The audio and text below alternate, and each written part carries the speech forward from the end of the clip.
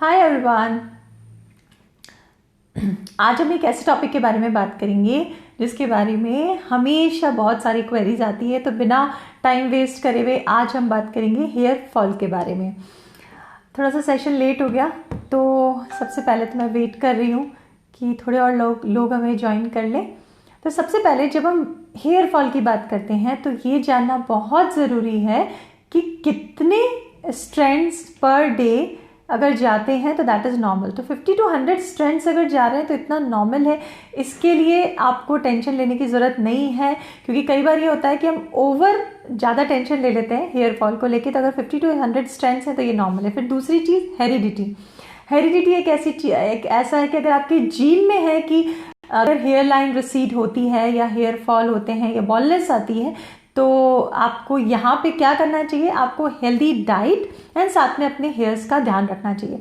उसके बाद अगर हम और इसके कॉजेज़ में जाते हैं तो हार्मोनल इम्बैलेंस एक बहुत मेजर इश्यू होता है हेयर फॉल का।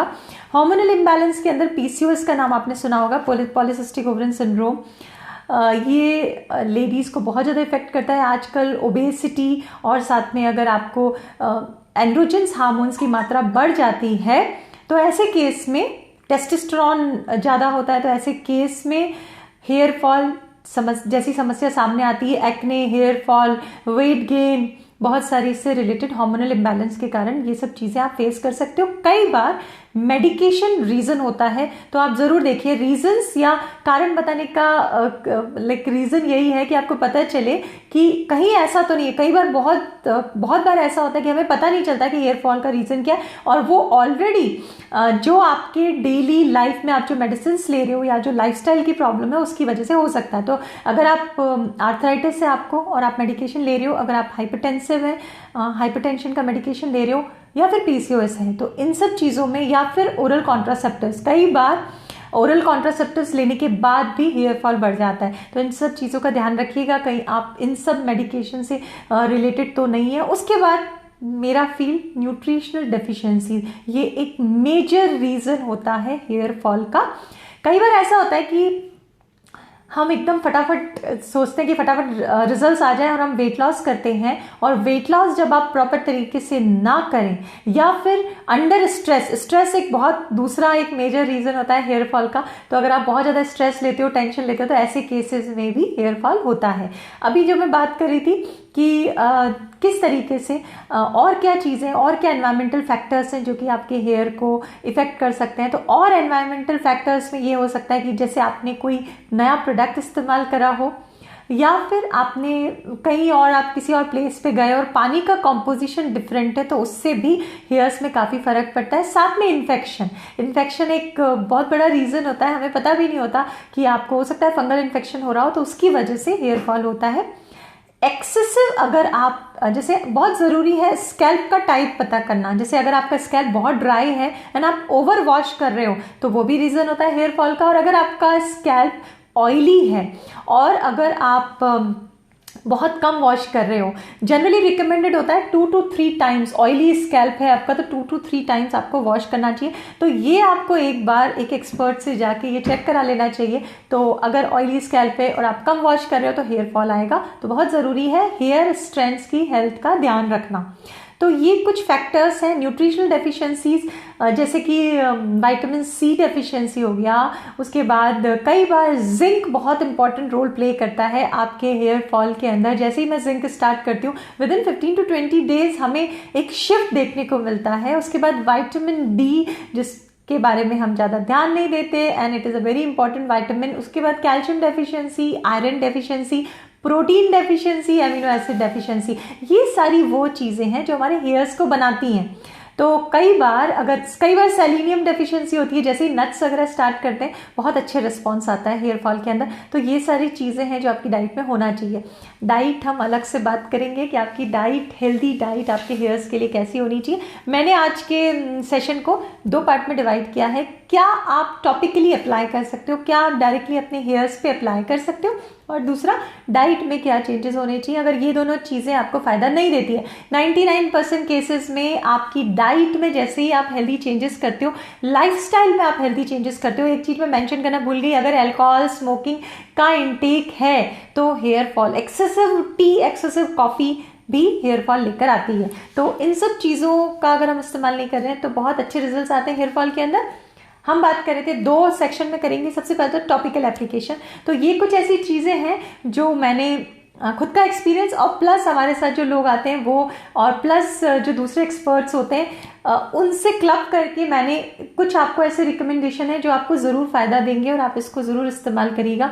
सबसे पहले अगर आप कर्ड का इस्तेमाल करते हो, आप कर्ड के हेयर पैक्स बना सकते हो। बहुत सिंपल है, क्योंकि आपने देखा होगा ज़्यादातर जो रिकमेंडेशंस होते हैं, मैं कोशिश करती हूँ कि आपके घर में किचन से और बहुत इजीली जो चीज़ें अवेलेबल है उससे आपको मिल जाए। एक और चीज़ है जो मैं भूल गई, कॉजेज में excessive use of hair products. अगर आप बहुत ज़्यादा अपने हेयर्स के साथ उसकी स्टाइलिंग कराते हैं और उसको केमिकल ट्रीटमेंट कराते हो, हीट ट्रीटमेंट कराते हैं, साथ में डिफरेंट नए प्रोडक्ट्स आप इस्तेमाल करते हो, तो हेयर फॉल वहाँ पे भी बढ़कर आता है। तो टॉपिकल एप्लीकेशन में पहली चीज़, कर्ड बहुत हेल्दी है। एक तो कर्ड के साथ आप इसके अंदर थोड़ा सा हनी ऐड कर सकते हैं। आप इसके अंदर थोड़ी सी लिकोरिस जो रूट होती है, मुलैठी इन्फ्लेमेशन, अगर आपकी रूट्स में इन्फ्लेमेशन है तो मुलैठी इन्फ्लेमेशन को कम करती है। तो हमें कुछ नहीं करना, 1 कटोरी कर्ड लीजिएगा। 1 कटोरी कर्ड के अंदर आप थोड़ा सा हनी डाल सकते हैं, around 15 ml of honey, and साथ में 5 ग्राम लिकोरिस रूट का पाउडर, मुलैठी का पाउडर। इसको अच्छी तरह से मिलाइए, 5 मिनट रखिए और इसका आप हेयर पैक बना के आप इसका इस्तेमाल कर सकते हो। हेयर सॉफ्ट भी होंगे, कुछ हद तक ये आपके हेयर्स की रूट का इन्फ्लेमेशन कम करता है।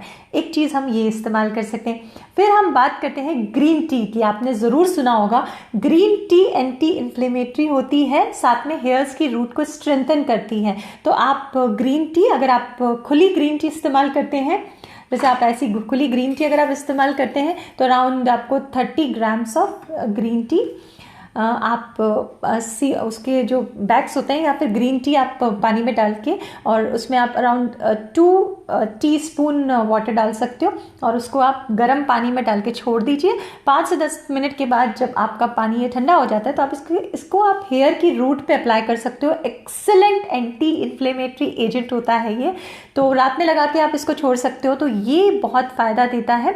उसके बाद अगर हम दूसरी चीज़ों की बात करते हैं तो जैसे कि तुलसी, अगेन ये भी बहुत अच्छा एंटी इन्फ्लेमेटरी एजेंट होता है। इसके अंदर आप क्या कर सकते हो, तुलसी एंड मोरिंगा, ये 2 लीव्स का आपने पेस्ट बना लिया और आप हेयर की जो रूट्स है उस पर लगा के आप छोड़ सकते हैं। ओवरनाइट छोड़ते हैं तो बहुत अच्छा रहता है, अगले दिन आप अपने हेयर को वॉश कर सकते हो। अगेन एग, हम सब जानते हैं एग के अंदर एक बहुत अच्छा रीज़न है एग को इस्तेमाल करने का, इसके अंदर सेलेनियम होता है। सेलेनियम स्पेशली हमारी हेयर्स के लिए बहुत अच्छा है। कुछ लोग बोलते हैं कि टॉपिकल एप्लीकेशन से ज़्यादा फायदा नहीं होता, सही बात है, डाइट बहुत इंपॉर्टेंट है, बट 20% रोल आपके हेयर की हेल्थ का भी है, जो कि आप हेयर को टाइमली वॉश करने के बाद कभी भी आप उसी वक्त इसको, जिसको बोलते हैं ना, आप उसी वक्त बाल ना बनाएं। इसलिए उसका रीज़न ही होता है जब वॉश्ड हेयर जो होता है, गीला बाल सबसे ज़्यादा वल्नरेबल स्टेट में होता है। जैसे ही आप उसको कॉम्ब करेंगे वैसे ही वो सबसे ज़्यादा हेयर फॉल वहीं आता है। उसके बाद हेयर मसाजेस बहुत इंपॉर्टेंट है। यहाँ पे आपने ज़रूर सुना होगा कोकोनट एंड अनियन के बारे में। अनियन का आप पैक इस्तेमाल कर सकते हो, इसको आप ओवरनाइट छोड़ सकते हो, एंड सेम आप कोकोनट के साथ भी कर सकते हो। आपने कोकोनट को ग्रेट करके, और कोकोनट को ग्रेट करने के बाद आपने इसको उबाल लिया। इसको उबालने के बाद आपने इसको छान लिया, अच्छा उबाला आपने इसको 5 से 10 minute, grated coconut with water, अच्छा उबाला, फिर आपने इसको छान लिया।